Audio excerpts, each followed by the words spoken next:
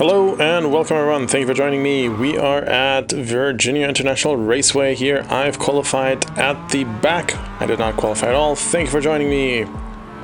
This is going to be one of my race recaps. It's an action-packed first turn and a reasonably good finish with several moments of action in between and multiple turns. So, car on the left is gone off. The yellow car is one to keep an eye on. The white car evades the action here, but then gets unlucky as the yellow car veers into it. We evade both of them and make our way around 3 cars in total here, just in the exit of that first turn. We're going through here cautiously on our cold tires, braking where the other cars are braking, taking this one a little bit more in a racy line, accelerating right away, getting on the throttle, trying to keep up with the cars ahead of us. It's important here to take this fairly straight, I believe, as we want to keep up with the cars ahead of us, and we want to make sure we keep the distance to the cars behind. Over the race, I like this entry into the uphill section quite a bit. I find I can brake a little later, although I drift a little bit wide here, I think, but it was still okay. Trying to get into this section, trying to just lift, not brake at all as we go through here, and then back on the accelerator as quickly as possible. Going off the accelerator once in a while here as I started to drift out too far, and then cautiously picking my braking point. Later on, I noticed I should be pointing further to the right to get through this section quickly. I was losing about half a second here on the entry to that downhill turn, but that's a lesson learned. Every race, there is something I can learn and improve on the next one. 2 cars had a moment on the left, both went off. We evade the first one barely as it comes back on the track. We try to squeeze through the right, but they close the gap, so we have to go to the left, and we make it past 2 more cars. Trying to keep the tight line here, but a car is coming up quickly from behind, and I don't want to fight it just yet, so I stay on the left, opening up the inside line for the car from behind. But the car doesn't go for it this time. The 2 cars ahead of us did have a little bit of a moment as well, so we were able to get closer to them. I find when 2 cars are battling it out with each other, that often means that they are not on the optimal racing line. They have to focus on the car behind and the car ahead, making sure they don't crash into each other, and that usually allows me or any car behind to gain a little bit on them. And we can see that same thing happening here. As we go through this lap, we're getting closer and closer, and eventually we will want to try to make a move on them as well. But as much as I want to overtake the cars in front, I also have to keep an eye on the car behind me, and that car is not making any mistakes. They're staying with me as I try to go through this corner here, and again veer off a little bit too far to the left for my liking, but it works out quite well. I carry enough speed and momentum through here to make it through these turns at a reasonable pace. Braking at the top of the hill presents a challenge. I do still need to practice this a little bit more for the next season, but that entry was quite alright, and I can gain a little bit more speed on the downhill section here as well. By my standards, I am having a good entry and exit out of this last turn before the final straight, and I carry a lot of speed here, maybe gaining a little bit, a 10th or so on the cars ahead, but the car behind, again, also did not make a mistake, so they're going to make a move. I have no intention of fighting it in turn 1 at this particular point in time, so I move to the left, opening up the inside for the car behind, seeing now that they are making their move, so I stay on the outside, cautiously going through. The 2 cars ahead of us are still battling with each other, so I like the fact now that I have a fast car in front of me that I can follow all the way to the end here.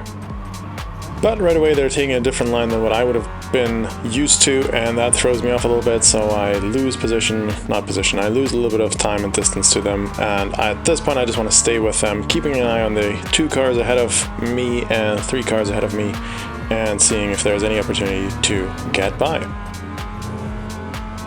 We have a little bit of time before the next action-packed corners come up, so I want to take this moment and thank you all for joining and watching, and if you do enjoy this kind of video and content, make sure you hit the like and subscribe buttons to follow me and follow along for my journey through iRacing and YouTube making videos, YouTube video making. You know what, I will just leave that in there, that's fine. Okay, great, next. Braking and not getting the entry into this corner correctly again. Always good to review these kind of things and get better for the next race. We're trying to get out of this bottom section here fairly quickly. We're almost overshooting it at some point in the future here. There we go, barely on the edge, using the full track, which I think is what we're supposed to be doing in most of the cases, and shifting up. We have lost quite a bit of distance here to the cars ahead. Now again, we have to rely on the other cars making mistakes so that we can catch up to them. The beauty of iRacing, I find, is that they do pair you up with people who are of similar skill level, so even though they are escaping me for now, they will make mistakes. They are slower in other corners, so eventually it will be close. And just seeing the other cars ahead of me is this thrill of iRacing where I think I can still get close to them, and they will see me in their mirrors and have to think that, ooh, I could still get them. So everyone has to be on their best behavior and trying to make the best of it. The two cars ahead are incredibly close to each other, and that usually does not end well at this level of racing, I find. And off goes one of the cars. We squeeze through barely here. We did not get an off track here, which is nice, I suppose, but it was a bit on the dicey side to try to make that move. Fortunately, it went well, and I did not crash into anyone and did not take anyone out, and that's the main thing.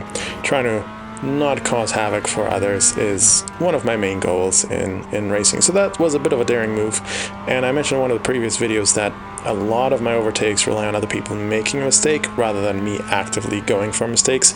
And what we just saw there was one of those hybrid moments where I relied on a mistake and I went for it when I probably should not have gone for it at that particular moment, because it was a little bit on the tighter side. We made our way through the final turn and onto the final straight quite nicely here. Now there's nothing to do other than putting the foot on the throttle and pressing the pedal down and accelerating as much as possible, maybe even getting up to gear 5 in this Mazda here. I don't know if I want to go up to a gear 5 or if I just leave it at gear 4. That depends on how well my exit goes from the other turn, I guess. If you're a better driver than me at this, please let me know what gear you get into on this, if you do make it to gear 5 or that's intended, or if gear 4 is sort of a nice way to downshift as well. Regardless, we're going through here. The cars ahead of me are still visible once in a while, so there's still that initial hope of me trying to get them and battling it out for positions. While I was focused on getting up to gear 5 and making my way closer to the cars ahead, a car from behind has caught up and capitalized on one of our mistakes as it squeezes by in these tight S's here. On the other hand, I'm not too concerned about it, because the uphill I do know I can brake later than the other cars. I know I can usually gain a little speed and distance and time on them. The downside is the way down, the last turn on the uphill here, going back to the downhill section. That's one where I usually lose a little bit of time, 4 or 5 tenths of a second is quite much. But we stay with the car ahead. Now again, having a car in front of us that we can follow is nice, because if I follow their line, theoretically I should not be losing any time. So it's always good to have different cars in front that I can follow. Going through this downhill section here quite quickly, trying to use most of the track, not quite there yet, but we're trying to stay with the car ahead and making up that lost position at some point. And again, nothing to do other than pressing that accelerator down and trying to stay with the car ahead, making sure we line up well for the next upcoming turns. We're in gear 5 again, so that was a good exit. Braking, trying to stay on track, trying to take the turn a little bit tighter than the other car ahead of us, trying to not lose any position. But as it so often goes, as one actively thinks about doing certain things differently, like taking the corner tighter, you inevitably end up often making the opposite move. Nevertheless, we stay with them, we take our own line through here, trying to line it up, braking a little bit later, braking a little bit softer is what I have to learn going forward. This was way too harsh braking, going for way too much braking power every single time, so that's something I've picked up from other YouTube videos. Just to brake softer is what I'm going to try next, and make sure I hopefully don't veer off the racetrack while doing so. Getting into here quite nicely again, making sure I don't drift too wide this time. I could have drifted a little wider, but we make it through and into this section easily. Taking it off the throttle a little bit, putting back the throttle here and going through this turn, having to adjust and correct a little bit. Still staying with the car ahead. The car starts to blink, which is never a good sign. but it was an isolated incident, so we just keep going. And just to be clear, when I say I took that turn nicely, I mean nicely for my own standards, like this one. It makes me get closer to the car ahead, which is good. Maybe I can overtake them, maybe I can't. But it was done nicely for my standards in comparison. I'm still more than half a dozen seconds slower than people who are much better than me. Again, we could try to take it. The car defense goes back to the racing line. I get off the throttle very early, give them space. I don't know when they're going to brake, so I do back up a little bit to make sure everyone has enough room and I don't crash into them if I could not control the car. And that worked out well. We stay with them, we go through the next couple turns and stay with them continuously. I'm getting a little too close now for my own comfort, so I'm trying to think of which corners I am able to overtake them, and the only one that comes up to me in my mind is the final straight. I'm not really sure where there are other opportunities, maybe at the end of this sort of section, but then they make a mistake and I can capitalize on it simply again by staying on track and not making that mistake. Maybe I wasn't pushing as hard as I backed off a little bit trying to think about it, and that allowed me to have that little bit of extra room to go around them in a manner that was safe and predictable.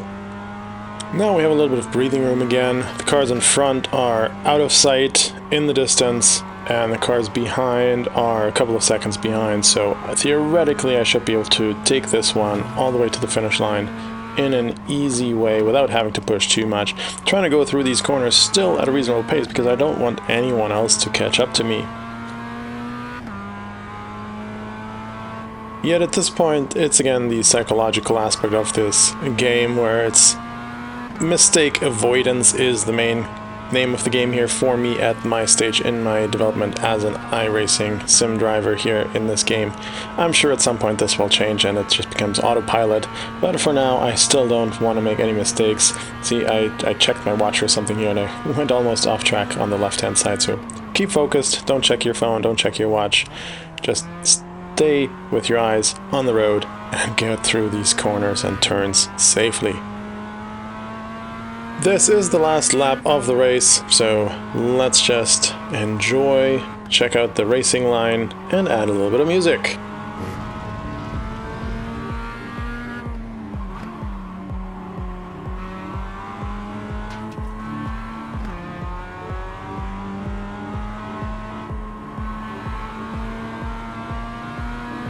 Let me know in the comments how you're saying comment collected on the last lap of every race.